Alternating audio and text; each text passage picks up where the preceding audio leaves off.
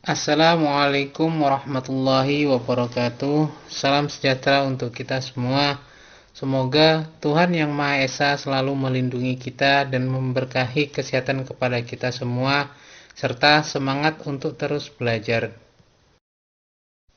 Materi pada pertemuan kali ini dalam mata kuliah pemeriksaan akuntansi 1 yaitu berkaitan dengan pemeriksaan aset tetap. Aset tetap dimaknai sebagai aset berwujud yang diperoleh dalam bentuk siap pakai atau dengan dibangun lebih dahulu yang digunakan dalam operasi perusahaan. Tidak dimaksudkan untuk dijual dalam kegiatan normal perusahaan dan mempunyai manfaat lebih dari 1 tahun.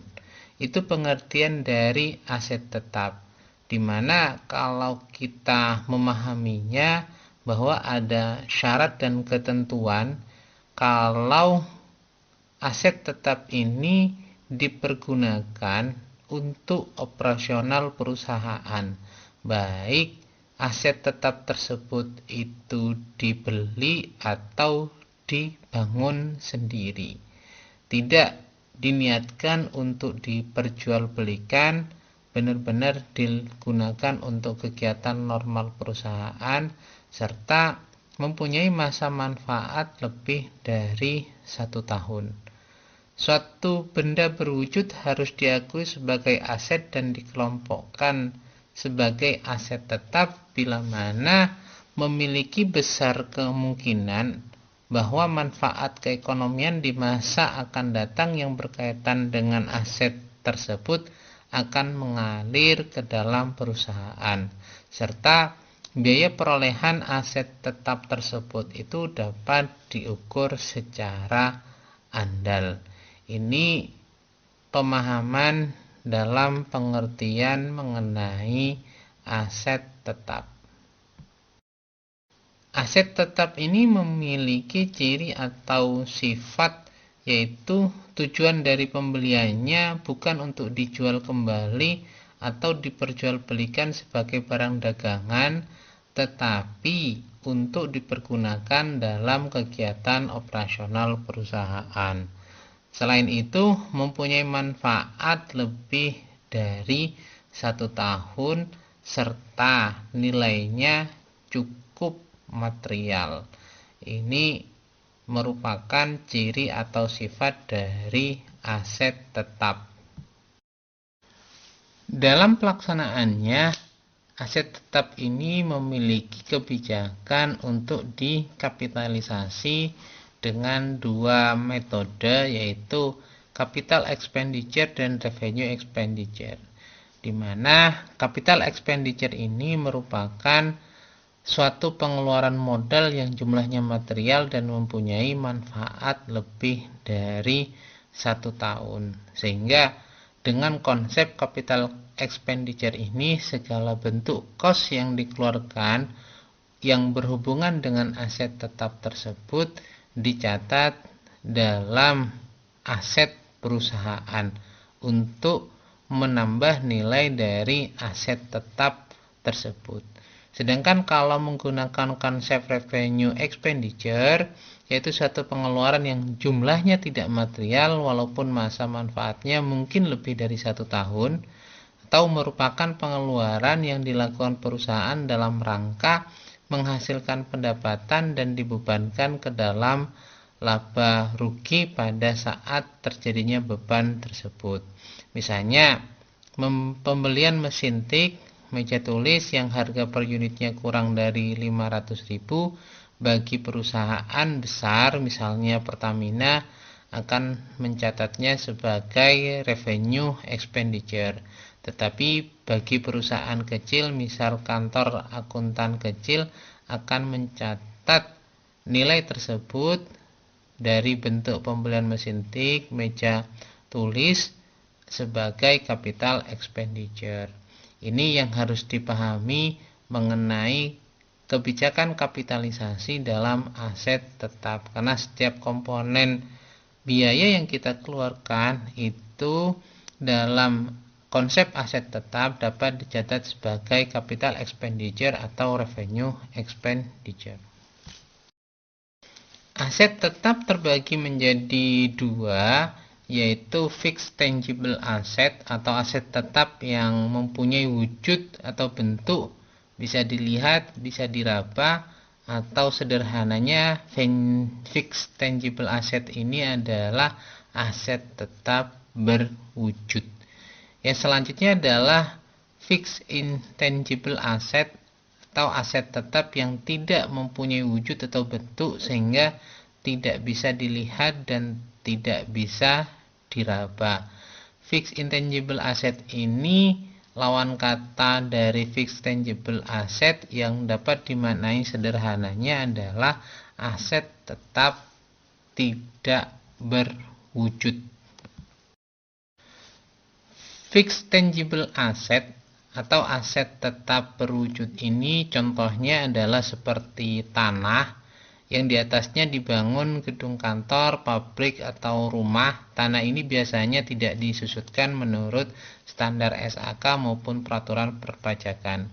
Perusahaan asing dan warga negara asing tidak diperkenankan membeli tanah dengan hak milik, sehingga dalam aset perusahaan bagi perusahaan asing atau warga negara asing tidak akan memiliki aset berbentuk tanah. Contoh yang kedua adalah gedung, termasuk pagar, lapangan parkir, taman, mesin-mesin, peralatan, furniture, delivery equipment atau vehicle seperti motor, mobil, kapal laut, pesawat terbang, dan lain sebagainya. Itu merupakan contoh dari aset berwujud. Yang terakhir adalah natural resources atau sumber daya alam seperti pertambangan minyak, batu bara, emas, marmer, dan hak pengusahaan hutan. Natural resources ini biasanya harus dideplesi, bukan disusutkan pada saat sumber alam tersebut itu mulai menghasilkan. Ini berkaitan dengan contoh fixed tangible asset atau aset tetap berwujud. Sedangkan yang termasuk dalam fixed intangible asset atau aset tetap tidak berwujud itu contohnya adalah hak paten, hak cipta, franchise, goodwill, terus biaya-biaya yang dikeluarkan sebelum perusahaan berproduksi secara komersial termasuk biaya pendirian. Ini contoh-contoh yang berhubungan dengan aset tetap tidak berwujud.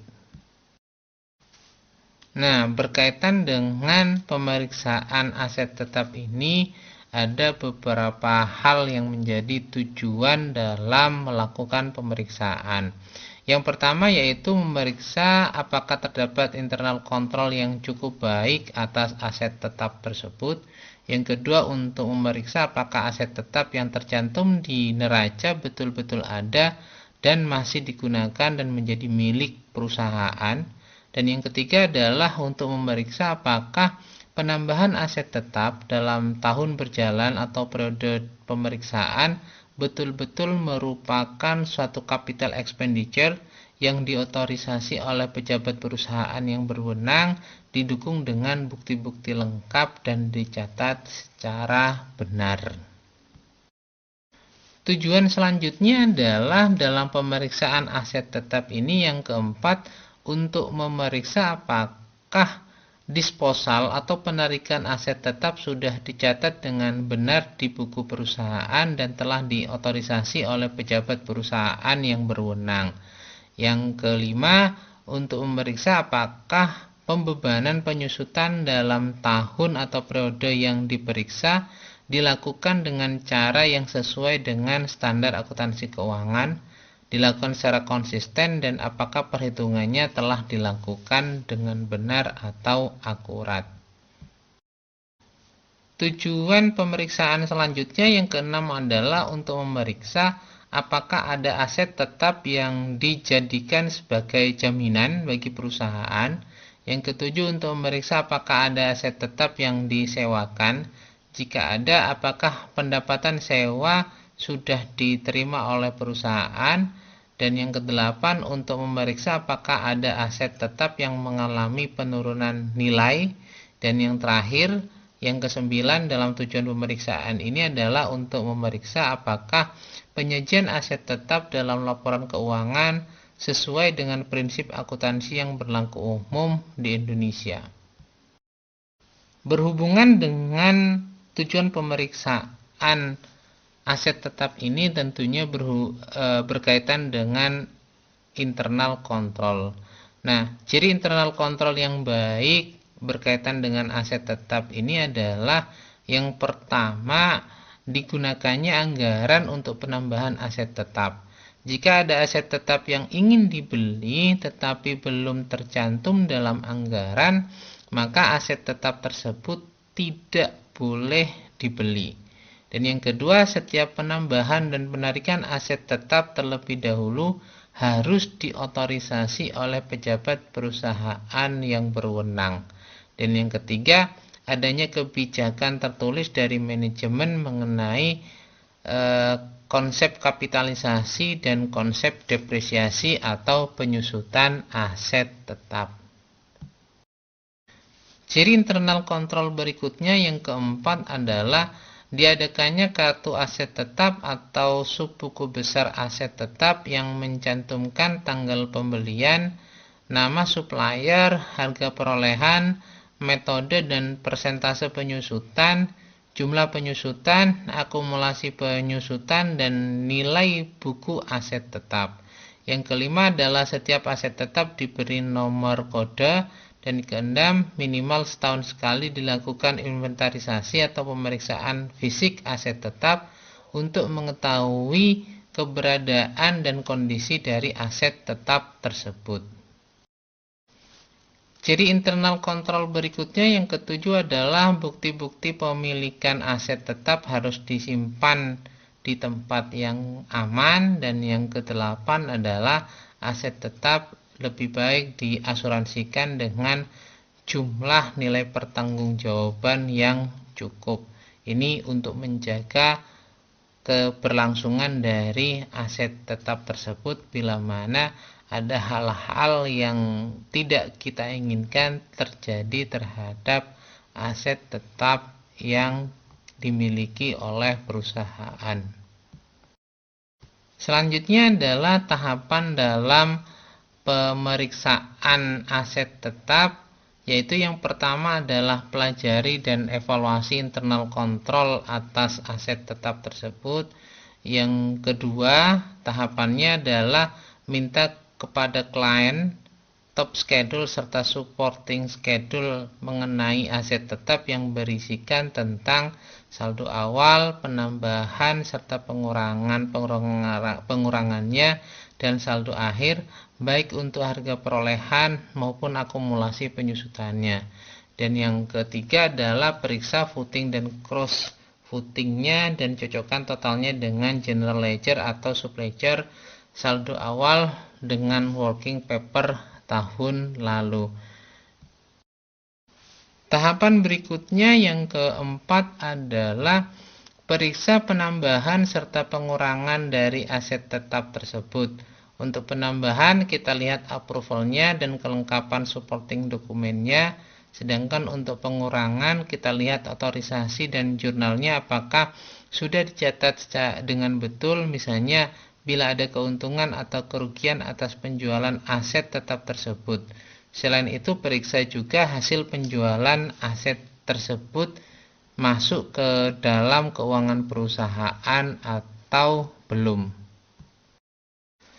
Tahapan berikutnya yaitu yang kelima adalah periksa fisik dari aset tetap tersebut dengan tes basis dan periksa kondisi dan nomor kode dari aset tetap apakah masih dalam keadaan baik atau rusak.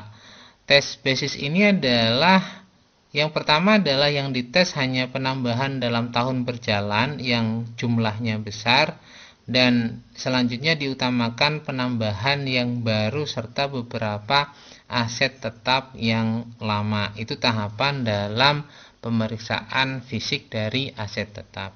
Prosedur yang selanjutnya yang keenam adalah periksa bukti kepemilikan aset tetap untuk tanah, gedung, periksa sertifikat tanah, IMB, dan surat izin penempatan bangunan.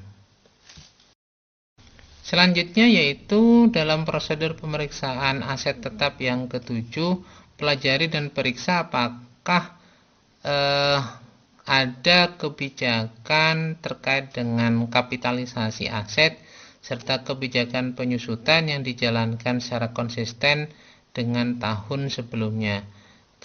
Kebijakan mengenai kapitalisasi ini berhubungan dengan jumlahnya, masa manfaatnya, serta campuran antara jumlah dan masa manfaat tersebut. Sedangkan mengenai kebijakan depresiasi atau penyusutan, ini berhubungan dengan tanggal pembelian, tanggal pemakaian. Nah, untuk tanggal pembelian atau tanggal pemakaian dapat menggunakan konsep antara tanggal 1 kurang dari tanggal 15 lebih dari tanggal 15 sampai tanggal 31. Maksudnya ini adalah untuk pembelian antara tanggal 1 sampai tanggal kurang dari 15, maka metode penyusutannya diperhitungkan full pada bulan tersebut. Sedangkan kalau pembelian lebih dari tanggal 15, maka perhitungan penyusutannya akan dilakukan pada periode bulan berikutnya. Tahapan berikutnya adalah yang ke-8, buat analisis tentang perkiraan repair and maintenance, sehingga kita dapat mengetahui apakah ada pengeluaran yang seharusnya masuk dalam kelompok capital expenditure tetapi tercatat sebagai revenue expenditure. Namun dalam hal ini kita juga harus memahami kriteria kapan repair and maintenance tersebut itu dimasukkan dalam capital expenditure atau dicatat sebagai revenue expenditure. Yang berikutnya yang ke-9 adalah periksa apakah aset tetap tersebut sudah diasuransikan dan apakah nilai pertanggungannya itu cukup atau tidak. Yang ke-10 adalah tes perhitungan penyusutan, cross referensinya apakah penyusutan dengan biaya penyusutan di perkiraan laba rugi, dan periksa alokasi atau distribusi dari biaya penyusutan tersebut. Karena kita ketahui bahwa ada beberapa metode dalam perhitungan penyusutan, sehingga perlu dilakukan cross check terkait dengan perhitungan penyusutan tersebut. Tahapan berikutnya yang ke-11 adalah periksa notulen rapat, perjanjian kredit, jawaban konfirmasi dari bank untuk memeriksa apakah ada aset tetap yang dijadikan sebagai jaminan bank. Yang langkah berikutnya yang ke-12 adalah periksa atau tanyakan apakah ada aset tetap yang dijadikan agunan kredit di bank. Dan yang ke-13 itu adalah periksa apakah ada perjanjian yang dibuat oleh perusahaan untuk membeli atau menjual aset tetap. Dan selanjutnya yang ke-14 adalah untuk construction in progress atau bangunan yang masih dalam proses pengerjaan, kita periksa penambahannya dan apakah ada construction in progress ini yang harus ditransfer ke aset tetap. Karena dalam proses pembangunan yang masih belum selesai, itu lebih baik akun yang dipergunakan adalah akun bangunan dalam proses pengerjaan atau construction in progress. Sehingga setelah proses pembangunan itu selesai, maka nilai pada construction in progress itu dapat dipindahkan ke akun aset tetap sesuai dengan kriteria yang telah ditetapkan. Langkah berikutnya dari prosedur pemeriksaan aset tetap ini adalah yang ke-15. Jika ada aset tetap yang diperoleh melalui leasing, maka periksa perjanjian leasingnya dan periksa apakah kebijakan akuntansinya sudah sesuai dengan standar akuntansi leasing. Karena dikhawatirkan dalam pencatatan leasing ini ada salah penetapan mengenai kebijakan pencatatan aset tetap. Yang ke-16, periksa apakah ada aset tetap yang disewakan kepada pihak ketiga. Jika ada, periksa apakah pendapatan sewa sudah dibukukan dan diterima oleh perusahaan. Dan yang ke-17, tanyakan atau periksa apakah ada aset tetap yang mengalami penurunan harga. Serta yang terakhir, ke-18 adalah periksa penyajian dalam laporan keuangan apakah sudah sesuai dengan standar akuntansi keuangan. Dari prosedur tersebut, selanjutnya adalah kita membuat kesimpulan apakah aset tetap tersebut sesuai dengan standar akuntansi keuangan. Mungkin ini materi pertemuan kali ini dalam pemeriksaan akuntansi yang dengan tema pemeriksaan aset tetap. Mudah-mudahan dapat dipahami dengan baik. Bila ada hal yang kurang berkenan, saya mohon maaf sebesar-besarnya. Saya akhiri, wabillahi taufik wal hidayah. Assalamualaikum warahmatullahi wabarakatuh. Tetap selalu taat dan menjalankan protokol kesehatan. Itu pesan saya. Terima kasih.